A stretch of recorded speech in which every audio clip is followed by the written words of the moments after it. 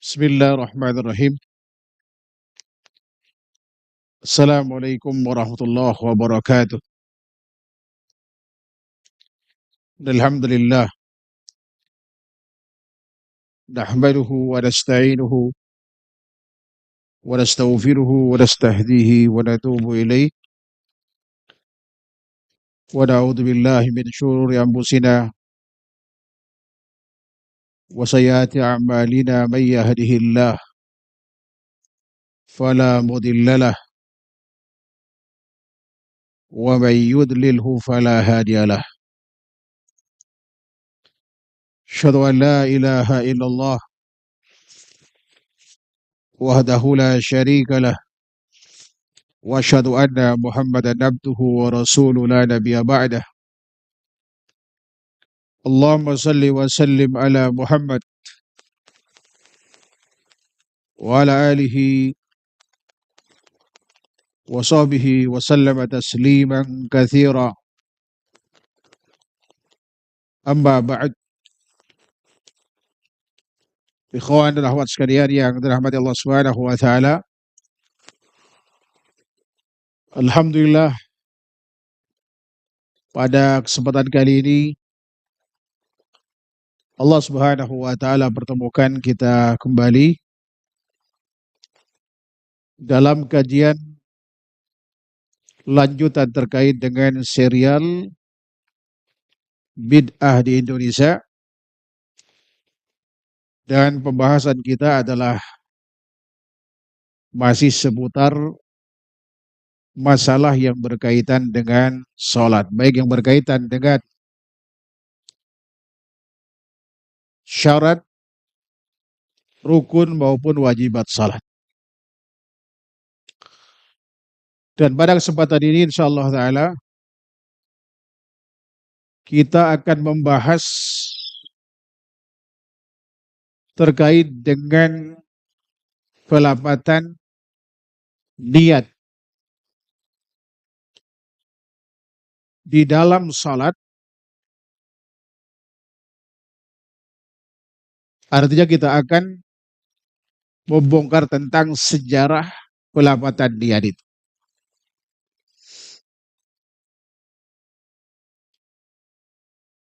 Dan ini sangat penting untuk kita bahas, mengingat hampir mayoritas penduduk Indonesia, khususnya kaum muslimin, hampir semua melafadzkan niat salat itu. Kecuali barangkali hanya sedikit di antara mereka yang tidak melafadzkannya tentunya. Termasuk saya, sampai usia 26 tahun melafadzkan niat. Sampai pada akhirnya saya tahu, alhamdulillah, dengan taufik dari Allah Subhanahu wa taala, ternyata pelapatan niat ini sejatinya tidak pernah ada dalam sejarah salat yang dilakukan oleh Nabi sallallahu alaihi wasallam sampai akhir abad ketiga Hijriah.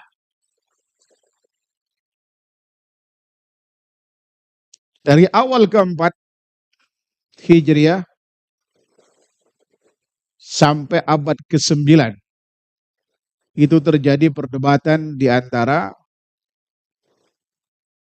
para ulama, sehingga kemudian perkara ini dianggap masalah khilafiyah. Apakah masalah ini termasuk masalah khilafiyah atau khilaf mu'tabar dalam agama, atau kemudian ini termasuk mukhalafah, menyelisihi ketentuan syariat yang ada.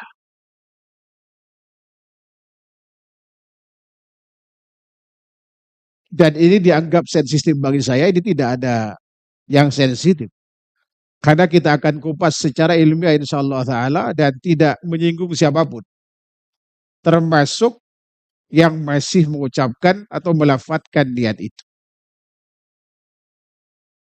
Adapun niat-niat di luar sholat itu sejatinya adalah turunan dari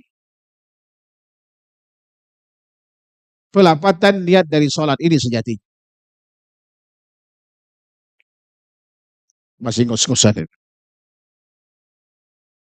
Belum konsentrasi. Karena dari Bekasi, kemudian mobil masuk bengkel, bayar-bayar, terkejar udah lewat jam 1. Saya bilang. Kemudian naik ke atas, masih otaknya masih di sana. Baik, mudah-mudahan bisa konsentrasi.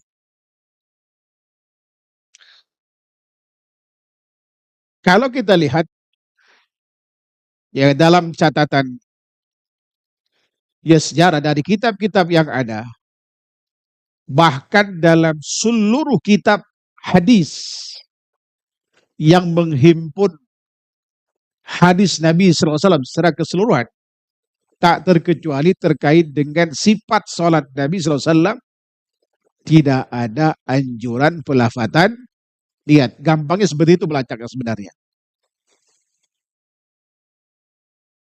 Baik dalam kutubus sihah, kutubus sunan, musnadat, ma'ajib, musayyakhat, ajza hadisiyah, atau kutubul atrab, baik dalam kutub tarajum ruwat,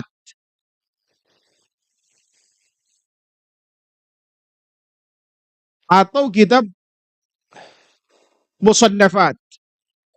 Ini semua kutubus sunnah. Jangankan yang menghimpun hadis sahih, di kitab palsunya pun tidak ada anjuran pelafatan niat. Sebetulnya dari situ aja udah gampang gitu. Kita bisa nilai bahwa Rasulullah SAW itu tidak pernah melafatkan niat. Ya, tidak pernah melafatkan niat. Bahkan dalam semua kitab madhab, sebelum era abad ketiga tentunya, tidak dalam madhab Syafi'i, kalau antum baca al-um secara utuh, Imam Syafi'i itu tidak pernah melafatkan niat. Dan dari 574 hadis yang diriwayatkan oleh Imam Syafi'i, tidak ada hadis anjuran pelafatan niat. Tidak pula sunnah fi'liyahnya Rasulullah sallallahu alaihi wasallam. Tidak pula dalam Musnad Imamul A'zam, karya Imam, atau hadis-hadis yang diriwayatkan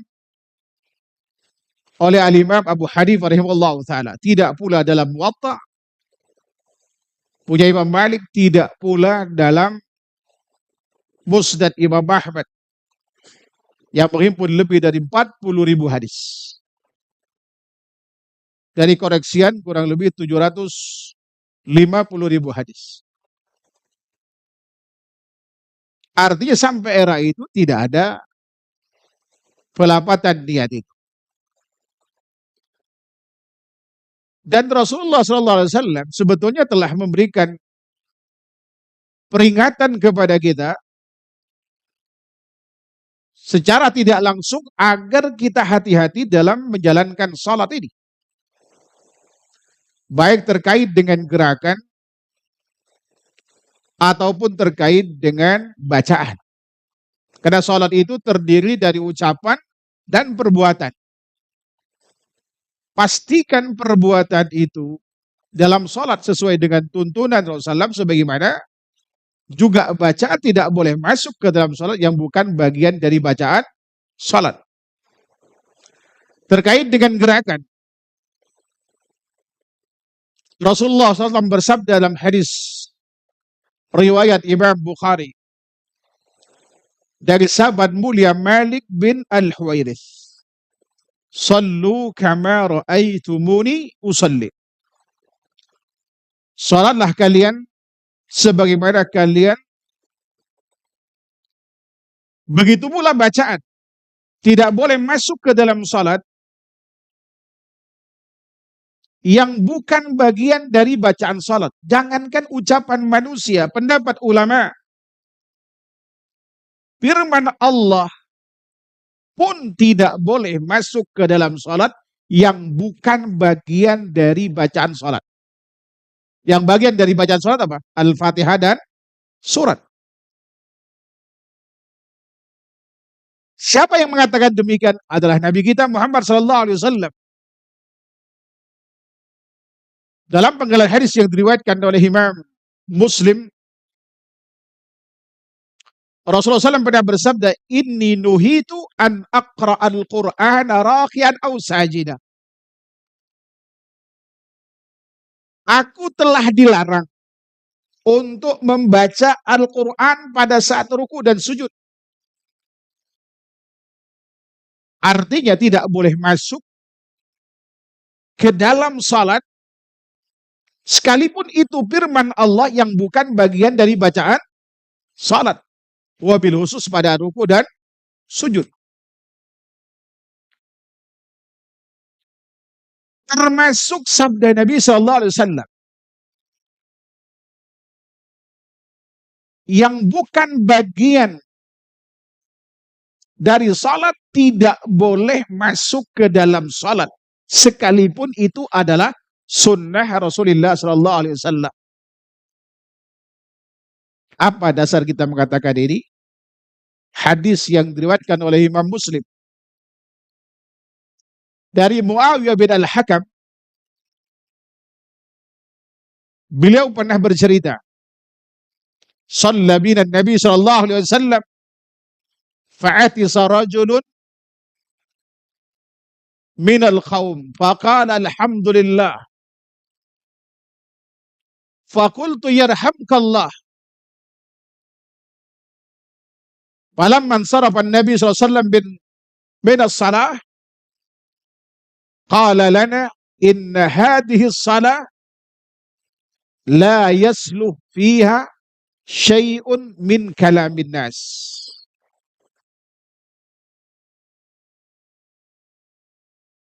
Ketika kami sholat bersama Nabi SAW, ada orang yang bersin. Lalu dia bilang, "Alhamdulillah." Dan penutur hadis ini mengatakan, "Yarhamkallah." Setelah selesai sholat,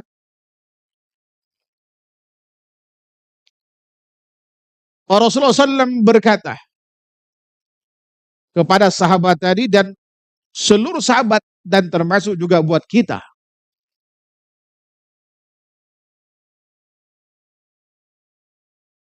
sungguh sholat ini, kata beliau, tidak boleh disisipi dengan ucapan manusia walau secuil. Pertanyaannya, kenapa sahabat tadi ketika bersin mengucapkan alhamdulillah dan yang mendengar mengucapkan yarhamkallah? Siapa yang mengajarkan mereka itu? Ketika bersin, ya kan? Seorang dianjurkan untuk mengucapkan alhamdulillah. Itu sunnah siapa? Artinya Rasulullah yang mengajarkan kepada mereka. Artinya kita sepakati bahwa ketika seorang yang bersin mengucapkan alhamdulillah, yang mendengar dia mengucapkan yarhamkallah, ini adalah bagian dari sunnah Rasulullah SAW. Pertanyaannya, lalu kenapa Rasulullah SAW menegur mereka agar tidak memasukkan itu ke dalam salat, padahal itu sunnah beliau? Jawabannya apa? Karena itu bukan bagian dari salat. Dengan demikian, ya kan, kita dilarang memasukkan sesuatu ke dalam sholat yang bukan bagian dari sholat, baik itu firman Allah atau sabda Rasulullah yang bukan bagian dari sholat. Kalau firman Allah dan sabda Rasulullah yang bukan bagian dari sholat tidak boleh masuk ke dalam sholat, apalagi perkataan manusia siapapun dia.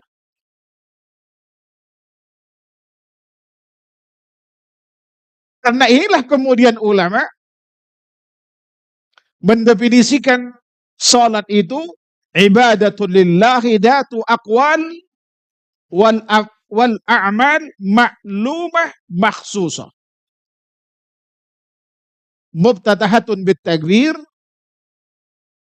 wa muhtatamatun bit taslim. Suatu ibadah yang hanya diperuntukkan untuk Allah, terdiri dari ucapan, perbuatan maklum, tentu bagi yang mengetahuinya, maksus untuk salat, diawali dengan takbir, diakhiri dengan salam. Pertanyaannya, kalau ada orang memasukkan ke dalam salat yang bukan bagian dari salat, konsekuensinya apa? Konsekuensi larangan dalam ibadah itu bisa membatalkan ibadah itu. Ini kata Imam Ibnu Hajar Al-Asqalani rahimahullah ta'ala dalam Fathul Barinya. Beliau membawakan kaidah an-nahyu fil ibadat yaqtadil butlan. Konsekuensi dari suatu larangan dalam semua ibadah itu berdampak pada batalnya ibadah itu. Terkait dengan sholat, karena ada dalil larangan, ya kan? Ada dalil larangan untuk memasukkan sesuatu ke dalam sholat yang bukan bagian dari sholat, baik gerakan ataupun ucapan, konsekuensinya itu bisa membatalkan sholat, kecuali yang dikecualikan. Ya kan? Ada mubahat dalam sholat itu yang dibolehkan dilakukan walaupun itu bukan bagian dari sholat. Ada 9. Ya di antaranya berdoa di dalam sujud. Walau itu di luar redaksi yang 12. Dan sebelum salam 10. Ya kan? Varian doa Rasulullah yang sampai kepada kita. Artinya di 2 waktu dan kesempatan ini boleh kita berdoa di luar yang 12 doa dalam sujud itu, di luar 10 sebelum salam. Artinya kita boleh berdoa dengan bahasa kita. Ya kan? Alasan kita sampai pada kesimpulan itu? Bukankah Rasulullah melarangnya? Iya. Tapi Rasulullah perintahkan kita untuk memperbanyak doa. Sebagaimana hadis riwayat Imam Muslim. Rasulullah SAW pernah bersabda, aqrabu ma yakunul abdu min rabbihi wa huwa sajidun fa'akthiru fihi doa. Tempat komunikasi terdekat antara hamba dan sang pencipta pada saat dia sedang sujud. Maka perbanyaklah doa di dalamnya. Ada larangan dari Rasulullah SAW, ada perintah juga dari beliau. Bagaimana kita mengkompromikan hadis semacam ini? Hadis ini masuk dalam kategori mukhtalaful hadis. Orang pertama yang membahas hadis semacam ini dan memberikan solusi terbaik sebagai pelopor adalah Imam Syafi'i rahimahullah taala dalam kitabnya namanya Ikhtilaful Hadis. Kitab ini kecil, hanya 123 halaman seingat saya. Namun ini sangat bermanfaat, ya kan? Dan sampai sekarang itu dikaji kitab itu. Karena sekarang Mukhtalaful Hadis menjadi bagian materi, ya kan, yang dipelajari di Fakultas Hadis di Timur Tengah itu. Apa Mukhtalaful Hadis itu? Al-hadisul makbul aradahu bimithlih atau aradahu mithluh.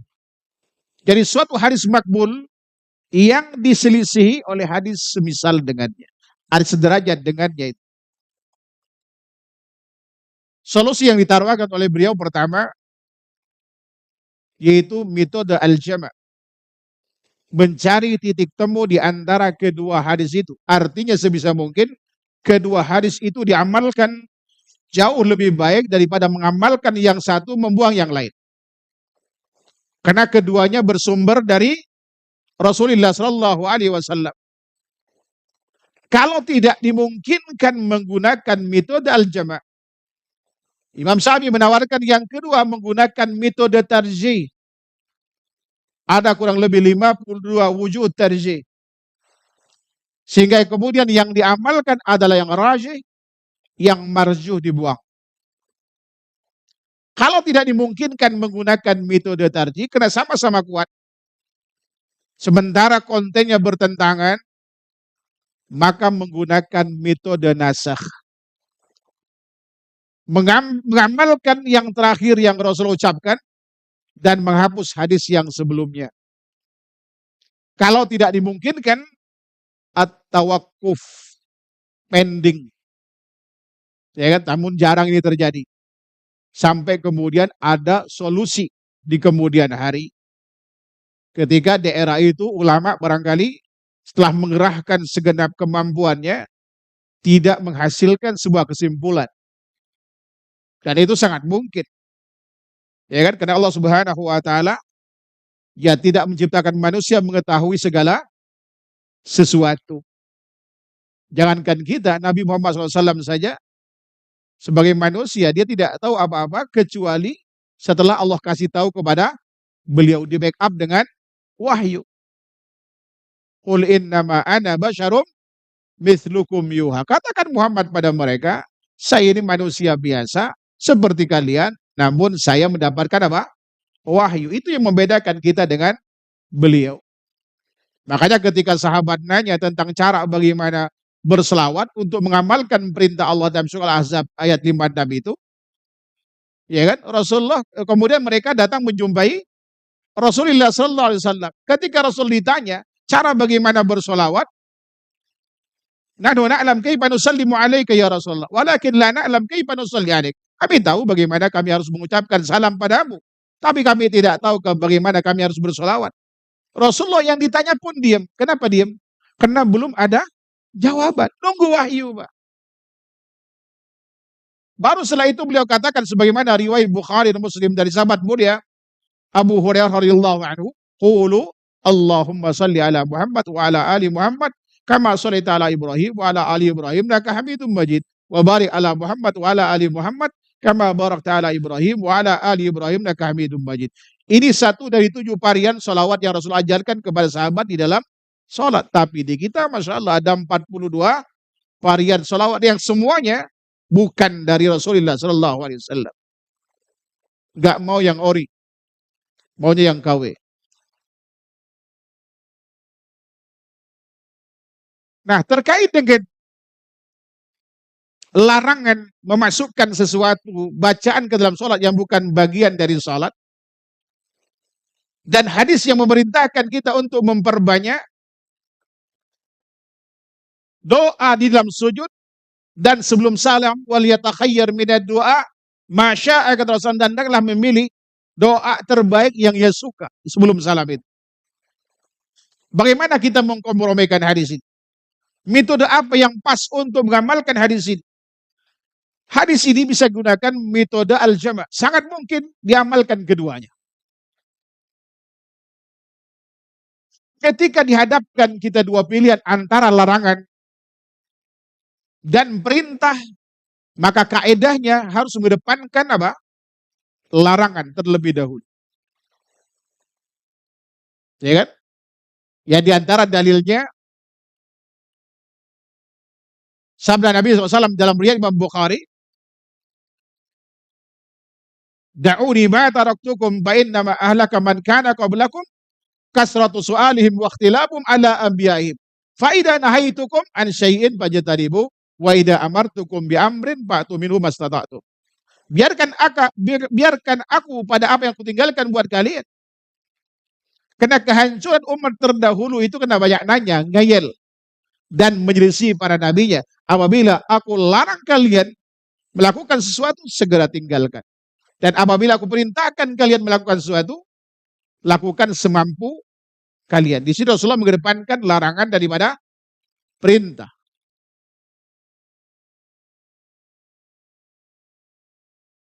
Nah, bagaimana kita memahami larangan?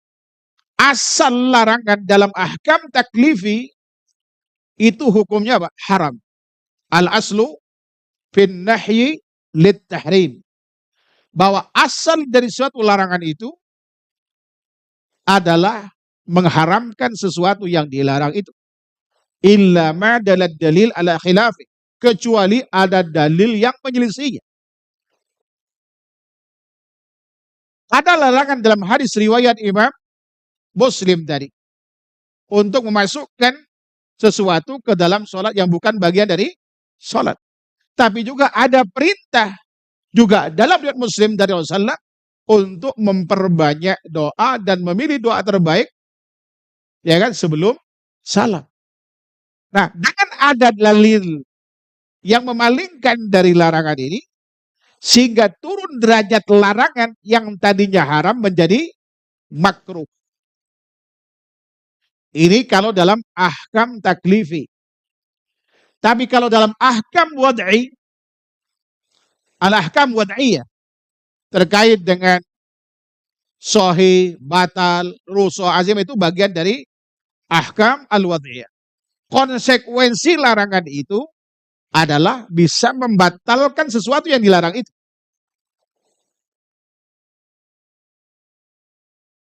Tapi karena ada dalil perintahnya, sehingga tidak membatalkan. Dengan demikian, berarti berdoa di dalam sujud itu boleh, status hukumnya makruh, tetapi tidak membatalkan sholat andai kata kita melakukannya. Atau kemudian kita menggunakan larangan itu mutlak dan muqayyad. Dari takbir sampai salam itu dilarang untuk memasukkan sesuatu ke dalam sholat yang bukan bagian dari sholat, kecuali pada saat sujud dan sebelum salam. Udah clear ya? Ini mukaddimahnya aja panjang. Karena ini penting kita. Tinggal nanti urun 1, 2, 3 apa yang masuk dalam sholat yang bukan bagian dari sholat, udah tahu konsekuensinya gitu. Termasuk nanti ketika kita melafatkan niat, andai kata niat itu enggak ada, apa konsekuensinya? Kan begitu. Baik, ikhwan dan akhwat sekalian yang dirahmati Allah Subhanahu wa taala. Ini artinya bahwa sholat ini merupakan ibadah yang sangat spesial. Bahkan dari proses pensyariatan pun sangat spesial karena tidak pakai perantara malaikat Jibril alaihissalam. Yaitu diserahkan pada saat peristiwa Isra dan Mi'raj ketika Rasulullah SAW menghadap kehadiran Allah Subhanahu wa taala. Kemudian spesial karena dia punya ibadah yang punya amal, punya ucapan, punya bacaan yang hanya diperuntukkan untuk apa? Salat. Muncul pertanyaan sebelum ditanya. Karena sering ditanyakan. Pak Ustadz, bagaimana kalau saya ngambil doanya itu dari Al-Quran? Ya kan? Kemudian seperti saya bin Bas kan menganjurkan kita banyak doa seperti Rabbana atina fid dunya hasanah wa fil akhirati hasanah wa qina adzabannar pada saat sujud. Bukankah itu bagian dari ayat Al-Quran? Bagaimana dengan larangan tadi, di mana Rasulullah saja dilarang oleh Allah Subhanahu wa taala untuk membaca, ya kan, Al-Quran ketika ruku dan sujud. Sementara Syekh bin Bas misalkan menganjurkan kita untuk baca doa tersebut, ya kan? Bagi orang yang benci terhadap beliau, wah biasalah Wahabi suka nyelisin, kan begitu. Begitu gampang memberikan label pada orang lain. Padahal Anda yang nggak sampai ilmunya. Kalau doa hasil cuplikan bagian dari ayat Al-Quran, bagian dari doa Rasulullah dalam hadis, lalu kita bawakan pada saat kita berdoa, redaksi itu dalam sujud atau sebelum salam, maka itu boleh. Karena di saat itu kita tidak sedang membaca Al-Quran dan tidak sedang membaca hadis sebenarnya.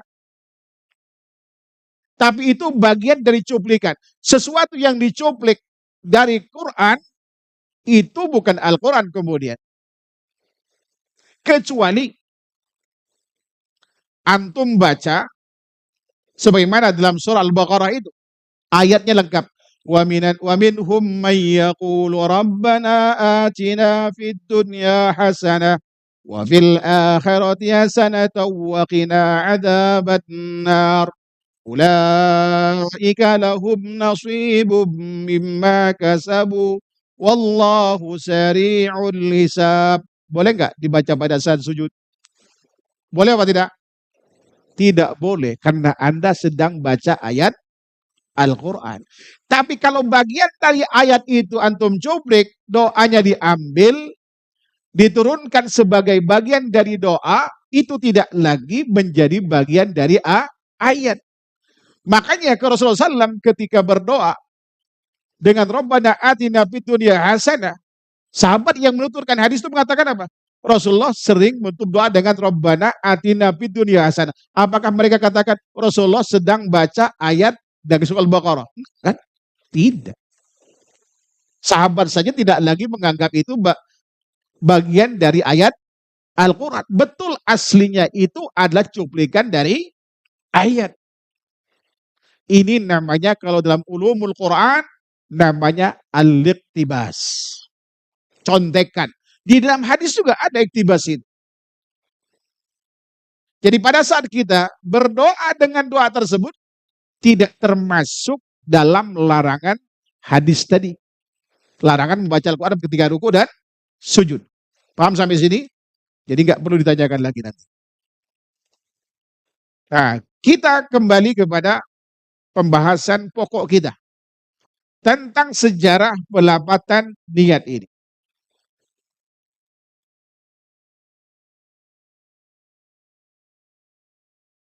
Ini saya dapatkan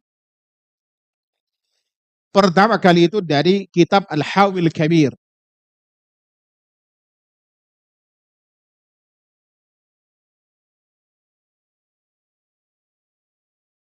Kitab ini buah karya Al-Imam Al-Mawardi. Nama lengkapnya Abul Hasan Ali bin Muhammad Al-Basri Al-Baghdadi Al-Mawardi. Meninggal di tahun 450 Hijriah. Al-Hawil Kabir ini merupakan kitab syarah Mukhtasar Al-Muzani. Mukhtasar Al-Muzani ini adalah ringkasan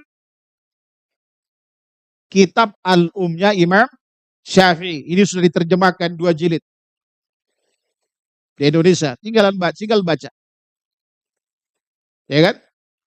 Setelah antum baca, cocokkan dengan amal yang kita lakukan selama ini. Apakah betul-betul kita madhab Syafi'i atau ngaku-ngaku?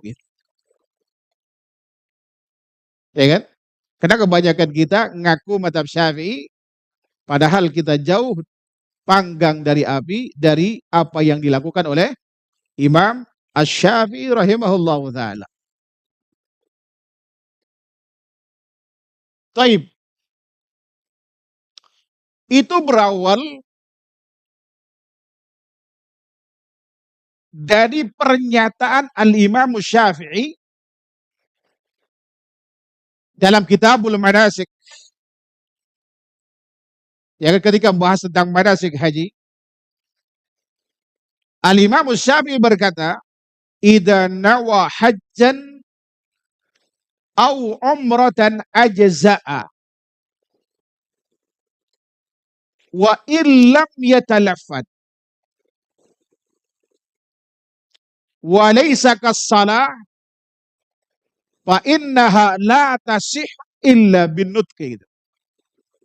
Apabila seorang telah berniat haji dan umrah, maka sah haji dan umrahnya sekalipun dia tidak melafatkan.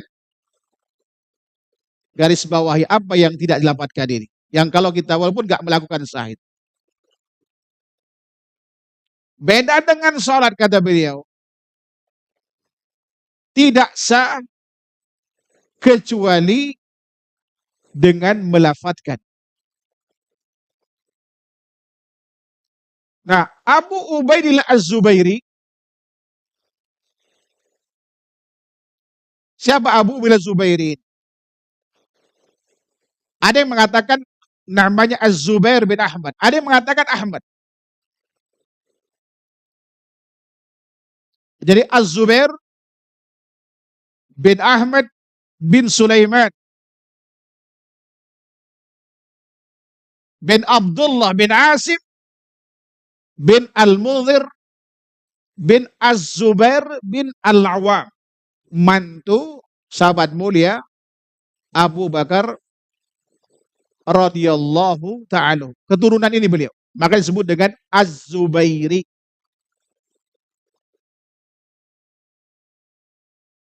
Antara Abu Abdillah Az-Zubairi ini dengan Az-Zubair bin Awam itu ada 5 generasi. Saya coba menelusuri data kelahiran, saya tidak dapatkan. Tetapi wafatnya ulama berselisih. Ada yang menyebut 317 Hijriah atau kurang lebih 929 Masehi. Ada yang mengatakan beliau wafat di tahun 320. Karena ada sebagian mengatakan beliau wafat sebelum tahun 320. Gitu ya. Jadi kisaran itu antara 311 sampai 320. Ini artinya beliau hidup di akhir abad ketiga, awal abad ke-4 Hijriah. Siapa beliau ini? Beliau termasuk fuqaha dari kalangan madhab Syafi'i. Artinya beliau ahli fikih. Dan beliau juga pakar di bidang nasab.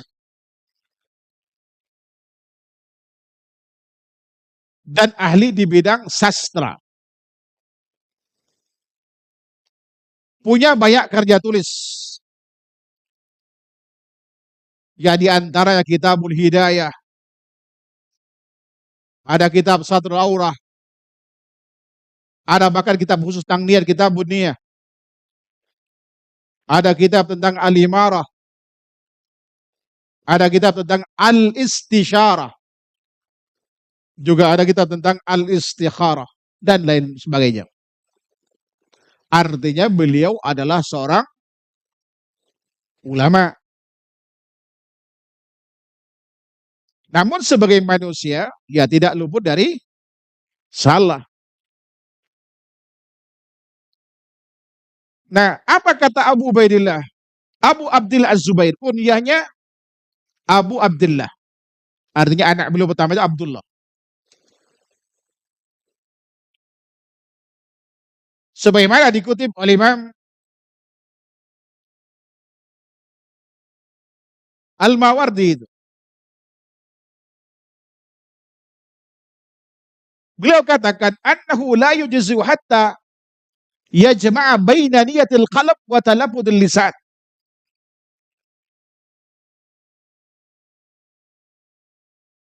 Bahwa pendapat Abu Abdillah Zubairi tidak sah niat. Ya, seseorang itu sampai dia menggabungkan antara niat yang dicanangkan di dalam hati dengan melafadzkan niat. Lalu beliau memberikan alasan. Lianna Syafi'i radhiyallahu rahimahullahu ta'ala qala fil hajj. Di dalam kitab manasiknya, apabila seorang telah berniat haji atau umrah, maka sah haji dan umrahnya wa illam yatalaffat, sekalipun dia tidak melafatkan. Yang dimaksud oleh beliau sini, sekalipun orang itu tidak melafatkan niatnya. Ketika kita niat dalam haji atau umrah, ya kan, maka sah haji dan umrahnya sekalipun ini versinya Abu Abdillah Az-Zubairi. Ketika dia memahami pernyataan Imam Syafi'i tadi itu. Jadi ketika seorang telah berniat haji dan umrah, maka sah haji dan umrahnya sekalipun dia tidak melafadzkan niat itu. Tapi tidak dengan sholat. Tidak sah sholat itu kecuali melafadzkan niat. Ini kesimpulan Abu Ubaidillah Az-Zubairi terhadap pernyataan Imam Syafi'i rahimahullah ta'ala. Karenanya beliau katakan, melapatkan niat itu hukumnya apa? Wajib pada akhirnya. Paham sampai di sini? Nah, tetapi ulama mayoritas madhab Syafi'i membantah klaim ini. Membantah pendapat Al-Imam Abu Abdillah Az-Zubairi terhadap pernyataan Imam Syafi'i tadi yang mengharuskan melapatkan niat dalam sholat. Kalau haji walaupun tidak dilapatkan sah, tapi sholat tidak, kecuali dengan dilapatkan. Ini dibantah oleh mayoritas pendapat ulama madhab Syafi'i. Siapa yang mengatakan itu adalah Al-Imam Nawawi rahimahullah ta'ala. Imam Nawawi berkata di dalam kitab Majmu' Syarh Muhadzab itu. Singkat saya redaksinya begini. Wa qala ashabuna ghalatu hadzal qa'il, kata beliau. Wa laysa hadha muradu Syafi'i walakin muraduhu takbir. Ulama kami, artinya ulama madhab Syafi'i, mengatakan salah orang yang mengatakan demikian atau yang memahami demikian. Siapa yang dimaksud? Abu Abdillah Az-Zubairi. Ini disalahkan pendapat tersebut terkait dengan pemahamannya terhadap pernyataan Imam Syafi'i. Kata mayoritas ulama madhab Syafi'i, ini salah orang yang memahami demikian. Bukan ini yang dimaksud oleh Imam Syafi'i. Bukan niat yang didapatkan dalam sholat itu. Walakin muraduhu takbir. Tetapi yang harus didapatkan adalah takbiratul ihram. Jadi seorang itu tidak sah sholatnya. Kata Imam Asy-Syafi'i rahimahullah, itu yang dimaksud itu. Paham sampai di sini? Sekarang mari kita dudukkan. Ini kan ada dua pendapat yang berseberangan. Satu kubunya Abu Abdillah Az-Zubairi, kubu yang kedua adalah kubunya Imam Nawawi dan kawan-kawan. Mana di antara dua pendapat ini yang betul? Apakah pendapat Abu Abdillah Zubairi atau pendapat Imam Nawawi dan kawan-kawan? Untuk menjawab pertanyaan ini, kita harus tampilkan pernyataan Imam Syafi'i rahimahullah ta'ala tentang niat itu. Apa kata Imam Syafi'i rahimahullah ta'ala? Di dalam kitab Salat bab niat, beliau katakan, ini dalam kitab Al-Um yang itu bisa baca. Ad-niyatu la takumu maqamat takbir la tujzihin niyah illa ma'at takbir la tataqaddamahu wa la ba'dah. Atau kama qala rahimahullah ta'ala, tidak, niat itu, kata beliau, niat tidak menduduki kedudukan takbiratul ihram. Artinya kalau ada orang yang berniat tanpa melakukan takbir, gak sah sholatnya. Atau melakukan takbiratul ihram tanpa niat, gak sah juga sholatnya. Karena keduanya tidak saling menduduki, tidak saling mewakili, tidak saling menggantikan. Artinya keduanya harus dilakukan. Sebab niat adalah bagian dari syarat sholat, takbiratul ihram adalah bagian dari rukun sholat. Kalau syarat tidak dilakukan, sekalipun sholatnya sesempurna Rasulullah lakukan, tidak sah sholatnya, karena tidak dipenuhi syarat. Begitu pula rukun kalau tidak dilakukan, lupa apalagi sengaja, menyebabkan sholatnya tidak sah. Makanya Imam Syafi'i mengatakan, niat itu tidak menduduki kedudukan takbiratul ihram. Lebih lanjut beliau berkata, tidak sah niat seseorang kecuali dilakukan bersamaan dengan takbir. Tidak boleh sebelum, tidak boleh sesudah. Sementara mayoritas yang ngaku mazhab Syafi'i, kapan niatnya? Saya tanya di beberapa tempat. Bahkan ada di kelas mahasiswa 41 orang, 80% dari pesantren, selebihnya madrasah aliyah, SMA dan SMK. Saya tes sholatnya, bukan hanya niatnya saja. Tidak ada satupun sholatnya yang memenuhi standar sah.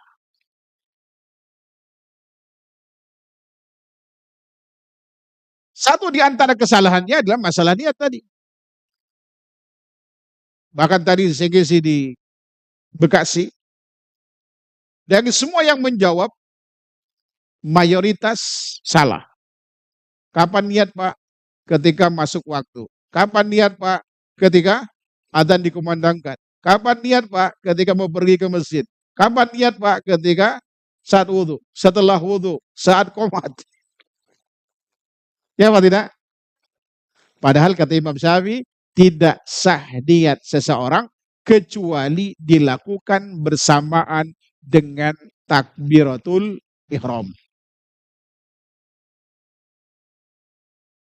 Nah, artinya Imam Syafi'i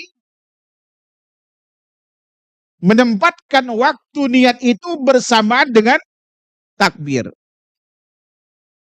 Andai kata pendapat yang betul adalah yang dimaksud oleh Abu Abdillah Zubairi, wajib mendapatkan niat. Kira-kira mendapatkan niatnya kapan? Bisa nggak antum menggabungkan? Kan Imam Syafi'i menempatkan niat itu bersamaan dengan takbir. Andai kata yang dimaksud oleh Imam Syafi'i, niat itu wajib dilapatkan, sementara beliau tentukan waktunya bersama dengan takbir, bisa nggak? Coba contohin ke saya. Hah? Allahu Akbar, usolli Allahu Akbar. Ini menunjukkan dan meyakinkan bahwa Imam Syafi'i tidak melafadzkan niat. Saya baca Al-Um, saya punya yang 10 jilid. Imam Syafi'i tidak pernah mendapatkan niat sholatnya. Tidak usolli fardhu dhuhri, nggak pernah. Tidak pernah juga beliau mendapatkan nawaitul wudu'a, nawaitul tayammuma, nawaitul ghusla, nawaitul sauma qadid. Coba baca al-um. Nggak ada itu. Paham sampai sini? Nah, ini artinya pendapat yang betul adalah pendapatnya kubunya Imam An-Nawawi. Yang dimaksud yang dilapatkan itu di dalam sholat, kalau tidak dilapatkan bisa batal sholat, itu adalah takbir, bukan niat. Muncul pertanyaan baru. Lalu apa artinya yang tidak dilapatkan di dalam haji dan umroh itu? Kan tadi Imam Syafi'i berkata, idza nawa hajjan aw umratan ajaza wa illam yatalaffat. Apa maknanya itu? Apabila seorang telah berniat haji dan umroh, maka sah haji dan umrohnya sekalipun dia tidak melafadzkan. Yang dimaksud tidak dilafadzkan di sini adalah ihlal. Tahu ihlal? Labbaik Allahumma umratan, labbaik Allahumma hajjan. Artinya, kalau seorang telah berniat haji dan umroh, sekalipun dia tidak melafadzkan ihlal, itu sah hajinya. Tapi tidak dengan sholat. Kalau sholat tidak cukup hanya niat dalam hati, tapi takbiratul ihramnya harus dilafadzkan. Sebab versi Imam Syafi'i, ihlal itu sunnah, sementara takbiratul ihram itu adalah termasuk rukun sholat. Dengan demikian bisa disimpulkan berarti Abu Ubaidah Zubairi salah memahami pernyataan Imam As-Syafi'i, di mana kata beliau Imam Syafi'i mewajibkan pelafatan niat, bahkan tidak dianggap sah niat seseorang itu kecuali menggabungkan antara niat di dalam hati dengan lisan. Sementara Imam Syafi'i menempatkan niat bersamaan dengan takbir. Bagaimana antum niat dalam hati bersama dengan takbir, dia sama pakai usolli? Tidak mungkin itu terjadi. Berarti bisa diambil kesimpulan, pelapatan niat itu dasarnya adalah kesalahpahaman Abu Ubaidillah Zubairi terhadap pernyataan Imam Syafi'i rahimahullahu ta'ala. Sehingga kemudian seluruh perdebatan selama kurang lebih 600 tahun, ya kan? Kalau udah tahu asal muasalnya, perdebatan siapapun yang membolehkan tidak membolehkan, itu bagi saya gak penting lagi. Gitu. Saya dapatkan pernyataan Imam Qudamah, Imam Romli, Rafi'i, ya kan? Termasuk ulama-ulama kontemporer. Sampai pada akhirnya Imam As-Suyuti di abad ke-9. Siapa As-Suyuti itu? Abdurrahman As-Suyuti. Ya kan? Jalaluddin As-Suyuti rahimahullah ta'ala. Namanya Abdurrahman. Beliau wafat di tahun 909. Ada yang mengatakan 911. Satu-satunya ulama yang punya karangan kitab lebih dari 600 judul kitab. Madhabnya Syafi'i. Ya kan? Madhabnya Syafi'i. Apa beliau katakan? Setelah mengkaji ya rangkaian perdebatan itu, beliau katakan, dan ini kemudian dikutip dalam kitabnya namanya Haqiqatus Sunnah, Al-Amru bil-Ittiba'i wan Nahyu anil Ibtida'. Hakikat sunnah itu adalah larangan, perintah untuk ittiba dan larangan untuk ibtida', melakukan bid'ah. Beliau katakan wa minal bid'ai aidan, termasuk perbuatan bid'ah al-waswasah fi niyatis salah wa lam yakun hadha min fi'lin Nabi sallallahu alaihi wasallam wala ashabuhu kanu la yantiquna bi syai'in minan niyyah siwa takbir. Faqad qala Allah Ta'ala laqad kana lakum fi Rasulillahi uswatun hasanah. Adapun termasuk bid'ah kata beliau adalah was-was dalam niat sholat. Kita dapatkan ketika orang niat sholat itu kan, sampai dia muter-muter tangan. Ada yang sampai ke atas gitu, nggak selesai turun lagi kan gitu. Pernah antum lihat itu? Atau antum yang melakukannya? Was-was dalam niat sholat ini bukan perbuatan Rasulullah SAW kata beliau. Tidak pula perbuatan sahabatnya. Mereka dulu sama sekali tidak pernah melapatkan sedikit pun dari niat itu selain takbiratul ihram.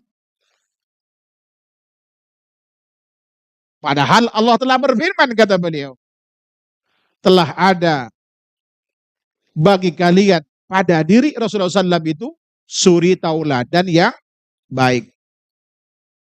Rasulullah SAW sejak diperintahkan salat sampai menjelang wafat, beliau tidak pernah sama sekali melafadzkan niat salat itu. Ini termasuk berarti sunnah tarkiyah. Apa sunnah tarkiyah itu? Yaitu ketika adanya pendorong untuk dilakukan oleh Rasulullah SAW. Dalam hal ini salat. Dan diperintahkan untuk niat, ya apa tidak? Dan tidak ada penghalang bagi beliau untuk mengucapkannya. Baik kena ketidakmampuan beliau atau kena ada larangan dari Allah Subhanahu wa taala. Ada perintah, ada pendorong untuk dilakukan. Tidak ada penghalang bagi beliau untuk melakukannya. Beliau meninggalkan, maka sunnahnya meninggalkan apa yang Rasulullah SAW tinggalkan. Ini yang dikenal dengan istilah sunnah tarkiyah. Konsekuensinya kalau kita melakukan apa yang Rasulullah tinggalkan, itu termasuk perbuatan bid'ah. Maka tidak salah ketika Al-Imam As-Suyuti rahimahullah ta'ala, ulama besar mazhab Syafi'i yang meninggal di tahun 909 atau 911 tadi, mengatakan bahwa itu termasuk perbuatan bid'ah. Jadi bisa disimpulkan, pelapatan niat itu termasuk perbuatan bid'ah. Sekarang mungkin bagi yang melakukan yang mengatakan, ya memang itu bid'ah, nggak ada. Tapi kan bid'ah hasanah.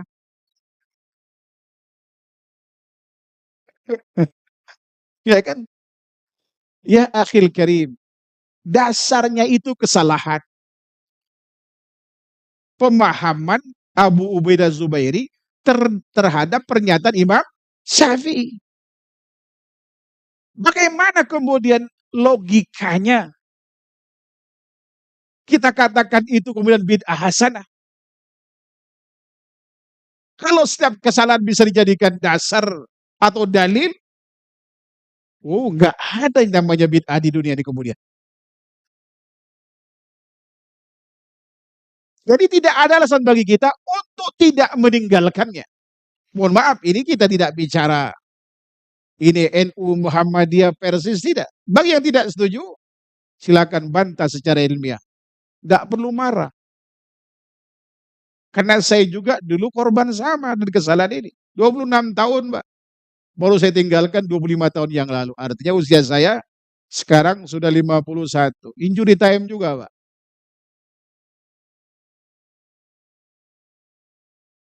Ya kan? Nanti yang lain kita bahas, yang lain lagi insyaallah.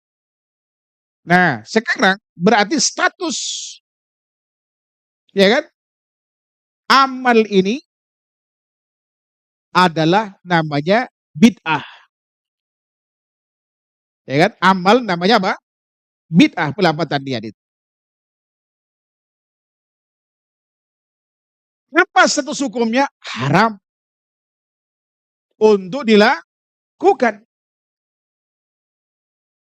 Apa konsekuensi terhadap sholat? Tergantung. Bisa membatalkan sholat, bisa enggak. Kapan membatalkan, kapan tidak? Kalau kita berniat, tadi kita katakan hanya saya tampilkan pernyataan Imam Syafi'i bahwa niat itu harus dilakukan bersamaan dengan takbir. Artinya waktu niat versi Imam Syafi'i adalah bersamaan dengan takbir. Namun Al-Imam Ibnu Hazm rahimahullah ta'ala berkata sebaliknya. Sebelum takbir boleh, bahkan itu wajib sebelum takbir beliau katakan. Selama tidak ada jeda antara niat dengan takbiratul ihram yang dilakukan itu. Artinya ketika misalkan kita niat, langsung takbir. Tidak dijeda dengan ucapan atau perbuatan. Maka itu masih sah. Kalau versinya Syalbani, walaupun tidak menyebutkan statusnya wajib atau sunnah, beliau katakan, ya kan, yang paling tepat bagus itu adalah sebelum apa? Sebelum takbir.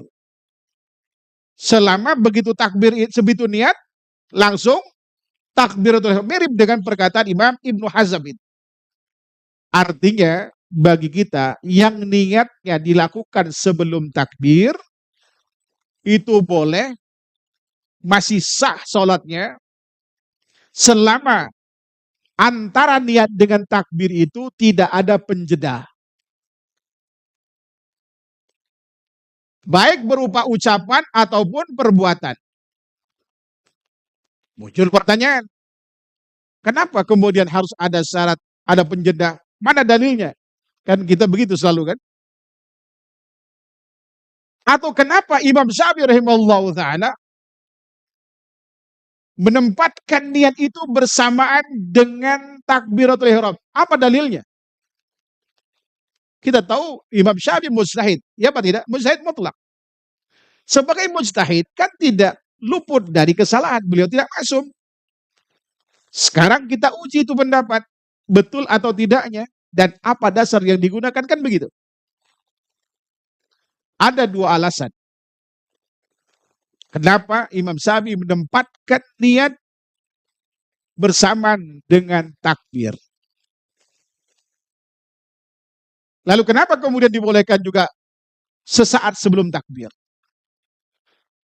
Pertama adalah terkait dengan makna niat dalam bahasa Arab.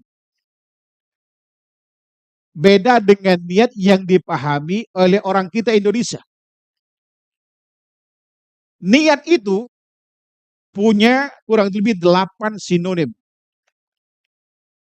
Dalam bahasa Arab ada kata arada, yuridu, rama, yarumu, sya'a, yasha'u, ada somma, ma'ala, ada hamma, ada shtaha, ada azama, ada qasada, ya kan? Semua artinya adalah ingin. Adakah perbedaan makna dari kata ini? Ada. Dan itu kita bisa lihat perbedaannya ketika orang Arab menggunakan kata itu. Untuk mengetahui originalnya, makna itu, carilah kamus-kamus tua seperti Lisanul Arab, punya Ibnul Manzur tuh. Itu kamus-kamus tua itu. Termasuk kamus tua yang muktabar. Kita akan bisa membedakan penggunaan setiap kata dari kata yang tersebut tadi itu. Nah, terkait dengan niat, itu artinya keinginan untuk melakukan sesuatu disertai dengan perbuatan. Makanya ulama fikih, termasuk mutaakhirin dari kalangan mazhab Syafi'i seperti Syekh Salim dalam kitab Sabinatun Najahnya, beliau katakan apa? An-niyatu qasdu syai'i muqtarinan bil fi'l wa mahalluhal qalb wa talaffuz biha sunnah. Di sini beliau salah nih. Versi beliau melafadzkan niat itu sunnah. Sunnah dalam arti boleh dilakukan, boleh tidak. Kalau sunnah dalam arti sunnah Rasulullah, ini bahaya itu. Bisa berdusta atas nama Rasulullah SAW, karena Rasulullah tidak lakukan sebagaimana dikatakan oleh ulama akibatnya mazhab Syafi'i seperti Imam As-Suyuti tadi. Rasulullah nggak pernah melafadzkan niat itu. Maka kita pahami dari sunnahnya ini artinya sunnah lawan dari wajib gitu. Taib. Bapak Ibu yang dirahmati Allah Subhanahu wa taala.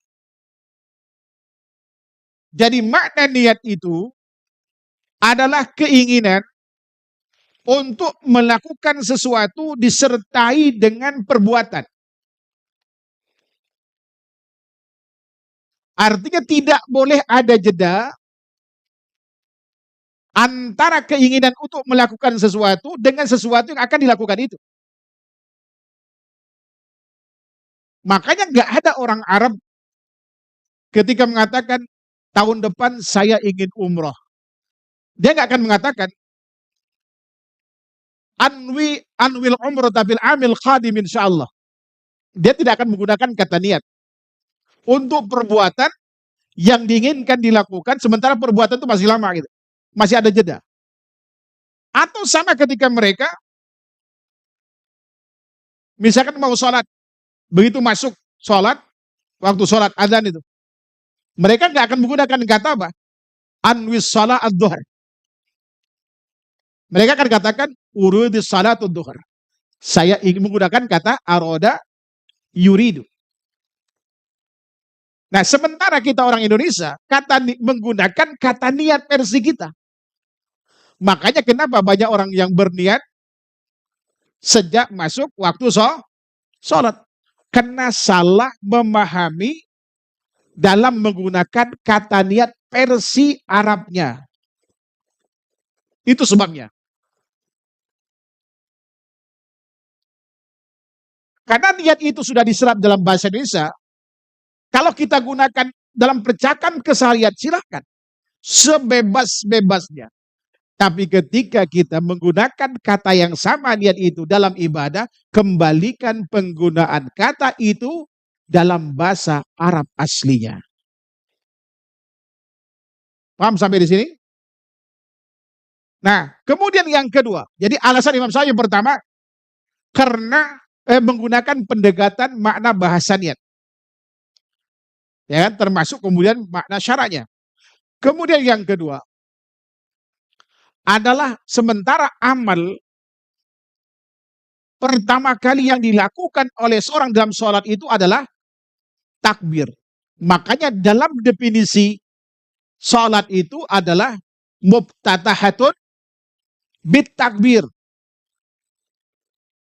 Ya kan? Mubtatahatun bit takbir.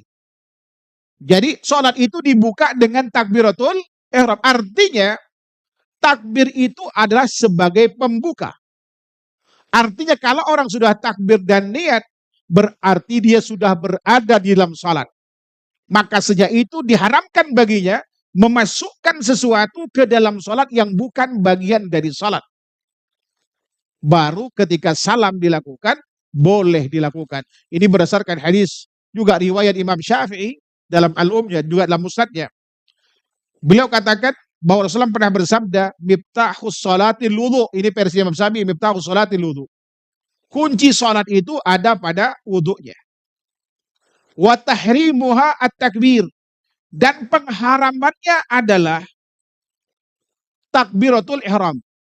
Yaitu haram seorang memasukkan ke dalam sholat yang bukan bagian dari sholat, baik berupa ucapan, perbuatan, ya kan? Sejak takbiratul ihram dilakukan. Karena itu pembuka apa? Sholat. Wa tahliluha at-taslim. Penghalalannya adalah salam. Artinya kalau orang udah salam, berarti yang dilarang dalam sholat dilakukan itu boleh dilakukan. Wallahu ta'ala a'lam. Ini alasan kenapa tidak boleh dijeda antara niat dengan takbir. Ya kan? Nah, kalau seorang misalkan berniat sebelum takbir, lalu kemudian dia ngucapin usolli fardad duhri, dan kemudian dia takbir, maka ya kan, sholatnya tidak sah. Saya ulangi sekali lagi, kalau ada orang berniat sebelum takbir, lalu dijeda dengan melafadzkan usolli fardad dhuhri arba'a raka'atin imaman atau ma'muman mustaqbilal kiblati lillahi ta'ala Allahu Akbar. Misalkan. Lalu baru takbir. Itu tidak sah sholatnya. Tapi bagi yang melakukan usolli, ya kan, melapatkan niat, lalu dia takbir, di saat takbir dia berniat, maka sah sholatnya. Kenapa? Karena usollinya dilakukan di luar sholat. Paham ini? Dia tidak termasuk dalam larangan memasukkan sesuatu ke dalam sholat yang bukan bagian dari sholat. Kenapa? Karena usolli diucapkan sebelum takbiratul ihram, lalu dia takbir kemudian niat. Maka sholatnya sah. Tapi kalau niat sebelum takbir, lalu kemudian dia usolli, baru takbir, maka tidak sah sholatnya. Ya kan? Tapi kalau tidak dijeda, niat sebelum takbir nih, lalu kemudian langsung takbir, itu sah sholatnya. Kata Syekhul Islam Taimiyah rahimahullah ta'ala, juga kata Imam Ibnu Hazm.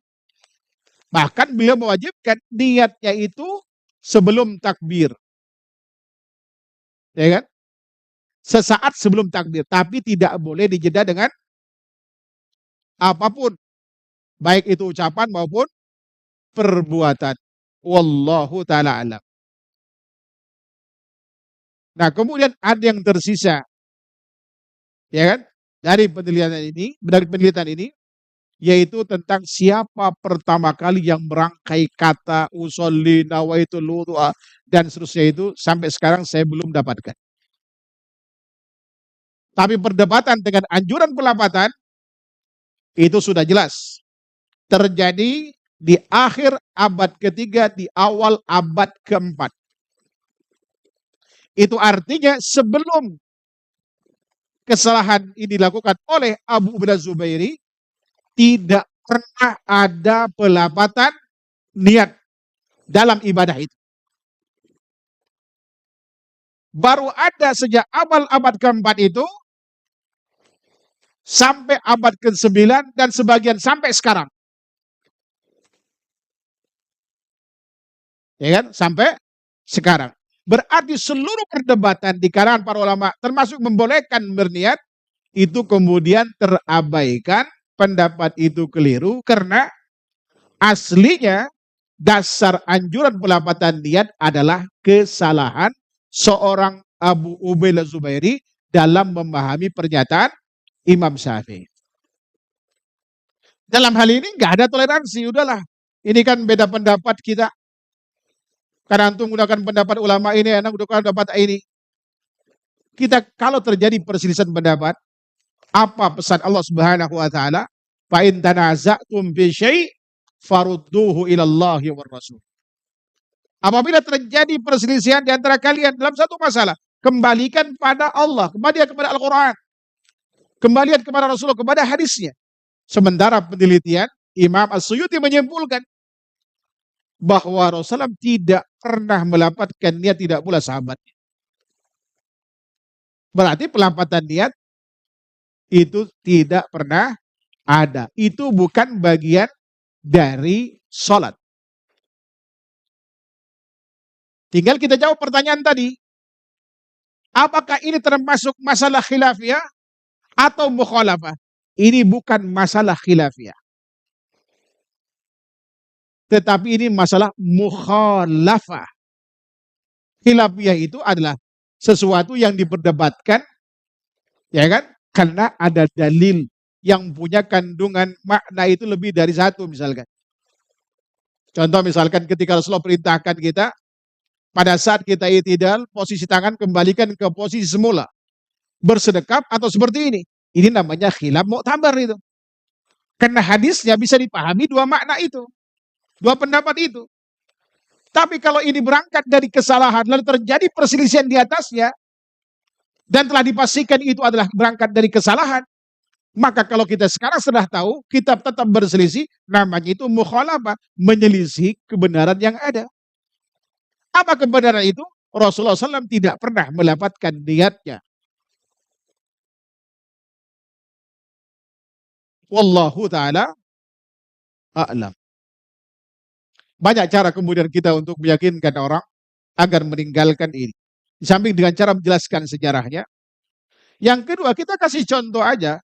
Perkara yang disyariatkan, tapi dilakukan dengan cara tidak disyariatkan. Rasulullah tidak menganggap sahabat itu melakukan ibadah itu. Saya ambil contoh kasus. Salat. Ada hadis riwayat Imam Syafi'i, juga riwayat Imam Bukhari, dari sahabat mulia Abu Hurairah radhiyallahu anhu. Ya kan? Sahabat mulia penutur hadis ini berkata, "Lamma dakhala Rasulullah sallallahu al-masjid idza khala ma'ahu rajul faqama ar-rajul yusalli. Falamma qada salatahu sallama 'ala an-nabi faraddahu faqala irji fasalli fa innaka lam tusalli." Ketika Rasulullah SAW masuk ke dalam masjid, masuk bersamanya seorang, lalu kemudian orang ini berdiri salat. Setelah selesai salat, dia mengucapkan salam kepada Rasulullah. Setelah menjawab salamnya, Rasulullah berkata kepadanya, ulangi salat lagi, kamu belum salat. Sahabat ini ngulang, Pak, kedua kali. Disuruh ngulang lagi. Ketiga suruh ngulang lagi. Sampai pada akhirnya sahabat ini berkata kepada Rasulullah SAW, "Walladzi ba'asaka bil haq ma uhsina ghairaha fa'allimni ya Rasulullah."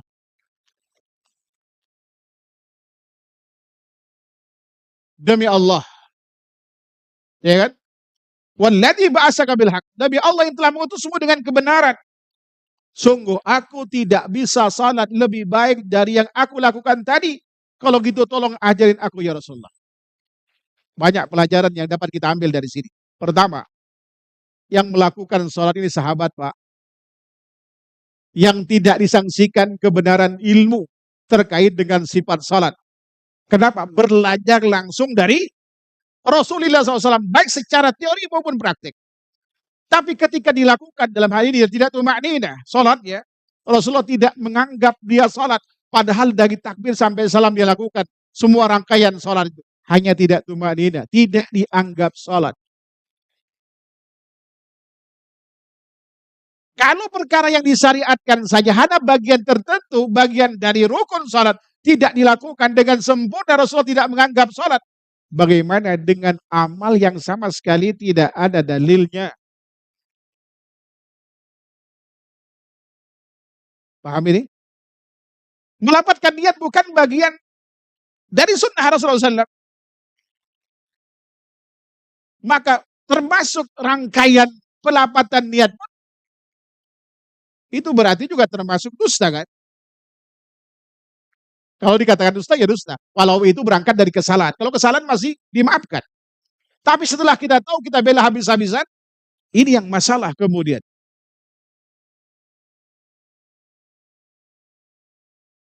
Kenapa kalau andai kata ada pelapatan niat itu? Kenapa rangkaian niatnya hanya usolli, fardhu dhuhri, arba rakaatin imaman atau makmuman atau ada lillahi ta'ala? Kenapa enggak disebut masjidnya, tanggalnya berapa, kanan kirinya siapa? Artinya kenapa dibatasi hanya redaksi itu? Pernah antum berpikir kayak gitu? Sampai sekarang saya belum dapatkan siapa orang pertama kali yang merangkai kata itu. Tapi kalau di Indonesia gampang. Buku yang warna ungu tentang tuntunan sholat lengkap yang dicetak sejak tahun 1964, ada tuh usolli itu. Tapi kalau ditanya dasar asal muasalnya, dia nggak akan tahu, Pak. Bahkan saya Salim ketika dia mengatakan tadi niat itu adalah qasdu syai' muqtarinan bil fi'l, yaitu keinginan untuk melakukan sesuatu disertai dengan perbuatan, wa mahallu al qalb, tempatnya dalam hati, wa talaffuz biha sunnah, melapatkan itu sunnah. Saya cari dalam kitab nggak ada beliau redaksi cara melapatkannya seperti apa. Tolong bantu saya nanti cari tahu siapa orang pertama kali yang berangkai kata usolli, nawaitul wudu'a, nawaitul tayammuma, nawaitul ghusla, nawaitu apa lagi? Nawaitu shauma ghadin. Tolong cari tahu. Kasih tahu kita. Insya Allah nanti ini menjadi bahan kajian. Sampai sekarang saya belum dapat. Bukan sampai sekarang, sejak saya mencari ketika di Mekah dulu pun saya tidak dapatkan. Bahkan profesor saya, Profesor Dr. Waladun Karim, orang yang hafal Quran, Pak, seperti kita baca Al-Fatihah, hafal kutubus sittah, Sahih Bukhari, Sahih Muslim, Tirmidzi, Abu Daud, Nasai, Ibnu Majah. Di kepala beliau, saya tanya, antum tahu nggak di mana? Dia bilang nggak tahu. Ya orang hafal hadis kan gampang. Tapi ketika awal saya cari talafud binnya ini, saya tanya beliau asalnya itu. Kan dia hafal Quran kan, hafal Quran, hafal hadis kan tinggal ngomong aja, nggak ada di kepala dia, berarti nggak ada kan begitu. Tapi apa yang beliau lakukan? Ketika saya Rasulullah itu melafalkan niat nggak? Sebelum saya tahuin. Kemudian kata beliau, kamu dari mana? Oh iya, kamu kemarin kenalan sama saya. Kamu dari Indonesia ya? Oh, Indonesia madhab Syafi'i. Coba kamu baca Al-Quran. Dia nggak jawab. Begitu saya baca, pekan berikutnya ditanya lagi sama dia. Gimana, udah ketemu belum? Udah ketemu, Syekh. Beliau nggak melafatkan. Nah, Rasulullah juga nggak melafatkan. Katanya. Apa nggak dari kemarin saja? Gitu kan? Ini Masya Allah gitu. Jadi ikhwan sekalian, yang dalam subhanahu wa ta'ala. Jadi kalau kita menelusuri sesuatu, ya kan, kalau bisa sampai ke akar-akarnya, kita akan tahu ada atau tidaknya itu.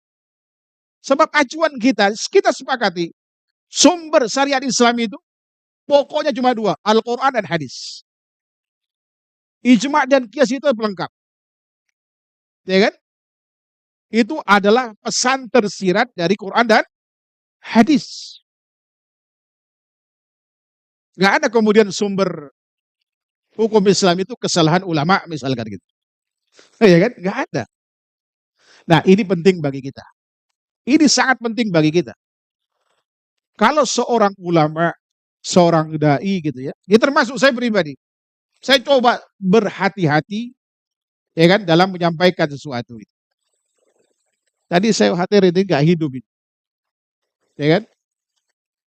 Sehingga saya nggak bisa baca. Tapi alhamdulillah muncul. Ya kan? Nanti ingin saya sampaikan data itu. Walaupun sebagian besar saya hafal. Karena udah lama materi ini. Gitu kan? Jadi kita harus hati-hati. Bayangkan ketika orang yang dipanut melakukan kesalahan, dampaknya sampai sekarang nih Pak. Dari abad ketiga. Ya kan?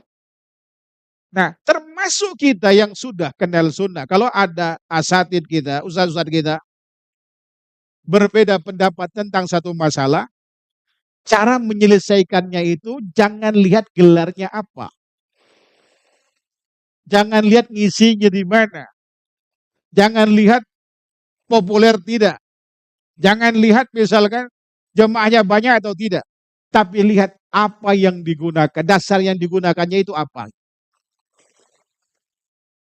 Tapi kenyataan di lapangan kebanyakan ketika terjadi perselisihan, muncul apa? Lihat, oh ini mah Ustadz Kibar, ini bukan. Itu bukan dalil Pak. Karena semua Ustadz itu bisa salah. Ya, kalau ulama Kibar aja bisa salah, apalagi kita, siapa kita? Saya ambil contoh kasus ini. Pengalaman saya pribadi. Saya ditanya beberapa kali sampai saya merasa risih dengan pertanyaan itu. Dari orang yang sama. Ustadz, bagaimana derajat hadis membaca surah Kahfi di khusus hari Jumat saja? Karena saya tahu Syalbani menghukumi hadis itu sahih. Saya katakan apa yang dikatakan Syalbani. Berikutnya tanya lagi. Ini kenapa ini orang bertanya, saya bilang itu. Saya bilang saya udah percaya sama Syalbani. Artinya ilmu saya saat itu di level dhan. Karena saya tidak menelusuri. Kemudian akhirnya kemudian beliau sampai ada Ustaz datanya. Coba kasih saya. Saya dengar itu dari Majelis Fatwa Perhimpunan Al-Irsyad. Ya kan? Tolong kasih tahu saya bilang gitu. Kalau ada alhamdulillah. Dia nggak ngasih juga ke saya gitu. Saya bilang ini ngetes orang ini. Maksud saya biar mempermudah lah. Tidak mudah Pak, satu hadis itu kita cek untuk jadi mana dan segala macam, bagaimana menurunkan ya kan perawi-perawinya, perbincangan ulama seputar orang itu sampai pada kesimpulan hadis itu ya kan mau ini makbul atau mardud gitu ya. kami dalam ilmu tahrij dulu, satu hadis tugas dalam ilmu tahrij oleh dosen kami, kita kerjain, saya pribadi, saya ngerjain satu hadis itu, 35 hari, Pak. 35 hari, ya kan? Setiap hari saya kerjakan 5 sampai 6 jam. Saya turunkan kitab-kitab itu. Baru sampai ke sini, karena kita baru pemula. Dari situ saya berpikir, Masya Allah, saya bilang bagaimana perjuangan para ulama hadis dulu itu. Ratusan ribu hadis, Pak. Ini satu aja pusing kita, Pak. Apalagi sampai ratusan ribu. Terlepas kemudian pada akhirnya penghukuman itu salah, kita kasih uzur mereka. Karena apa yang mereka korbankan itu lebih besar dari apa yang kita dapatkan, Pak. Lalu antum mengatakan, Syalbani siapa, Syalbani? Emang ente siapa? Bukan Syalbani nggak ada salah, ada. Saya bisa diturunkan kesalahan beliau, ada. Tapi apakah kemudian kita akan memblow up kesalahan itu? Kesalahan manusia. Akhirnya kemudian saya turunkan data terkait dengan hadis itu. Saya dapatkan 11 hadis. 10 marfu, namun semuanya tidak tegak sebagai hujah. Satu hadis mauquf pada sahabat mulia Abu Sa'id Al-Khudri. Dan pendapat redaksi terkuat itu nggak pakai lafaz hari Jumat.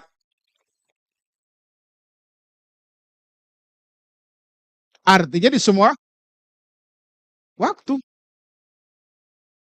baca surah Kahfi itu. Ya kan? Berarti dalam hal ini saya penasaran, kemudian saya telusuri hasil kesimpulan Syalbani. Ternyata beliau memang tidak menghimpun data keseluruhan, hanya sebagian. Apakah kemudian kita salah Syalbani? Kita katakan tidak. Dengan kesimpulan beliau itu benar. Tapi karena tidak utuh, tidak lengkap, mungkin data tidak sampai kepada beliau. Saya pernah dapatkan koreksian beliau terhadap hadis Inna rajula la yusalli sittina sanah itu. Wa ma tuqbal lahu shalah la'allahu yutimmu ruku' wa la yutimmu sujud aw yutimmu sujud wa la yutimmu ruku'. Ada orang sholat selama 60 tahun tapi tidak satu sholatnya pun diterima, barangkali rukunya sempurna, sujudnya tidak, atau sujudnya sempurna tapi rukunya tidak. Hadis riwayat Imam Abdul Qasim Al-Asbahani. Beliau hukumi pertama kali dhaif berdasarkan penghukuman hadis tersebut oleh Imam Al-Mundhiri ketika beliau melakukan tahrij terhadap, ya kan, targhib wa tarhib wa karya Al-Mundhiri. Tapi kemudian di cetakan berikutnya beliau dapatkan data manuskrip karya Imam Ibnu Abi Dunya. Hadis yang sama dengan sanad yang berbeda, bermuara dari sahabat yang sama. Dengan adanya jalur lain ini, secara teori ilmu, hadis sangat dimungkinkan terangkat derajatnya menjadi hasan. Dan beliau katakan kemudian hasan.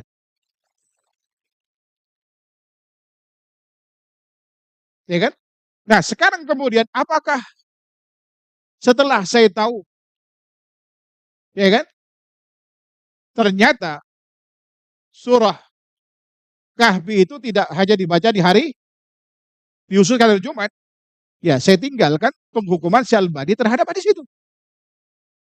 Apakah ini mengurangi kehormatan saya terhadap Syalbani? Tidak. Berarti penelitian yang dilakukan oleh ustadz-ustadz asatid yang ada di perhimpunan Al-Irsyad itu benar. Ada sebagian, Masya Allah, ya saya kira berlebihan, ada ustadz ya Sunda yang cukup populer, beliau menyikapinya terlalu vulgar saya kira. Bayangkan kalau nanti ada di kantor lagi dengan data-data ini, ya kan? Ini jadi masalah, oleh karenanya kita tidak boleh gegabah. Termasuk tentang sholat syuruk gitu ya. Sampai ada satu masjid gak sholat karena ada seorang ustadz yang punya nama menghukumi itu dhaif. Kecuali satu orang yang masih mengamalkan karena ragu, ada yang membolehkan, tidak membolehkan. Kemudian begitu, saya juga disuruh untuk mengkajinya kembali. Ya, Syalbani menyebutkan itu ada hadis hasan.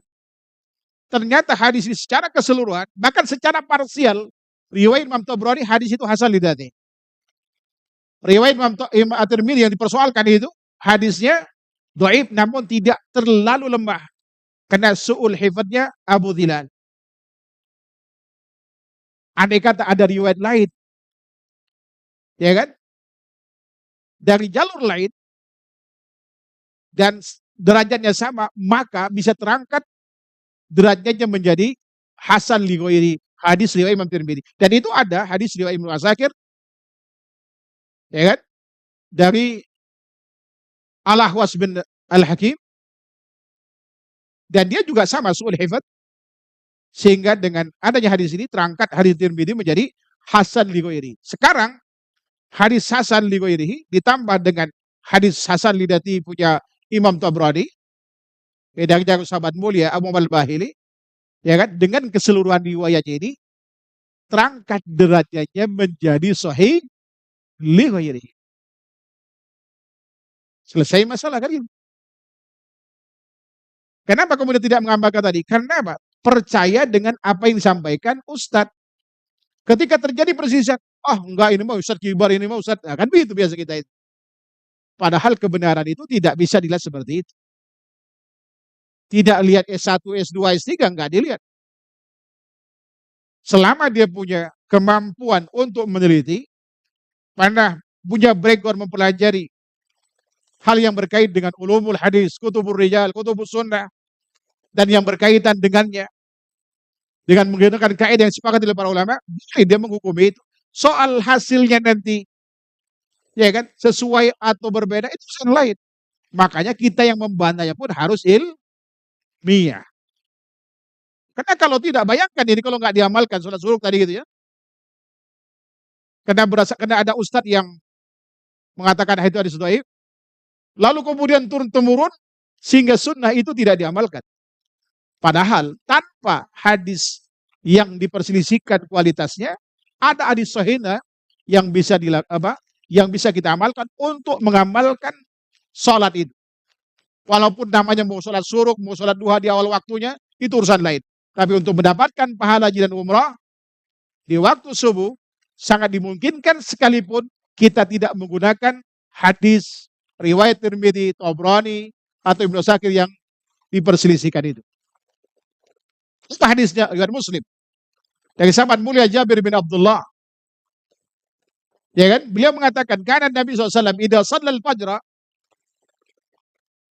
jalasa bi musalla mutarabbian hatta tatlu as-syamsu hasana, kata beliau. Atau kama qala radhiyallahu anhu, adalah Nabi SAW punya kebiasaan habis sholat subuh beliau duduk bersila di tempat sholatnya itu sampai terbit matahari. Apa yang Rasul lakukan? Komentar Imam Nawawi juga qadhiyat adalah dianjurkan untuk zikir dan baca Al-Quran. Dan ada hadis lain riwayat Abu Daud yang sahih dari Abu Al-Bahili. Artinya hadis itu barang siapa yang datang keluar dari rumahnya dalam keadaan bersuci, tidak menginginkan kecuali ingin sholat fardu, maka baginya mendapatkan pahala haji. Dan kalau keluar dari rumahnya tidak menginginkan kecuali sholat duha dalam keadaan bersuci, maka baginya mendapatkan pahala apa? Pahala umrah. Cara mengamalkan hadis ini bisa dua cara. Satu, dari rumah kita dalam keadaan bersuci, lalu kemudian, ya kan, tidak menginginkan kepergian ke masjid itu kecuali sholat subuh misalkan, maka kita mendapatkan dengan amal itu pahala haji. Lalu kemudian kita pulang. Nanti pada saat waktu duha tiba, dalam keadaan bersuci, tidak menginginkan ke masjid kecuali ingin sholat duha di awal duha, maka dapat pahala umrah. Cara pengamalan yang kedua, dari rumah niat dalam keadaan bersuci, niat untuk sholat subuh dan sekaligus sholat, ya kan, sunnah suruh atau apapun namanya awal duha, ya kan, tidak keluar dan duduk menggunakan hadis riwayat Muslim dari Jabir tadi, maka kita dengan amal itu mendapatkan pahala haji dan umrah sekalipun. Walaupun kita tidak mengamalkan hadis Katakanlah yang diperselisihkan kualitasnya. Walaupun kualitasnya, ya kan, hasil penelitian itu adalah sahih li ghairihi. Jadi gunakan hadis ini boleh, gunakan hadis ini juga boleh. Jadi bisa disimpulkan, baik menggunakan satu dari dua hadis atau keduanya, bahwa salat suruk itu disyariatkan dalam Islam. Wallahu ta'ala alam.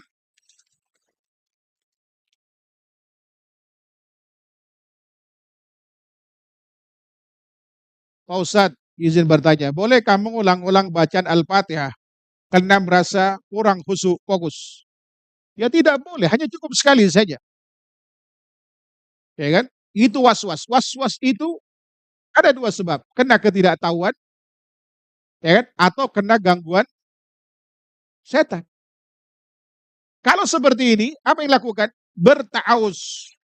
Sebagaimana hadis Rasul Muslim dari sahabat mulia Utsman bin Abil As, ketika dia mengalami hal yang sama. Ya Rasulullah, kata beliau, inna syaitan hala baini wa baina salati au qiraati.